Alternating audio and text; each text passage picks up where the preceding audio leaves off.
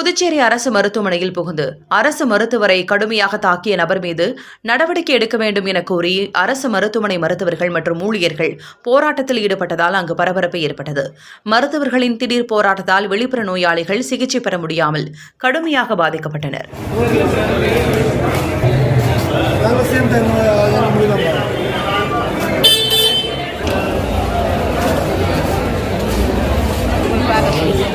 Doctor வர மாட்டாங்க.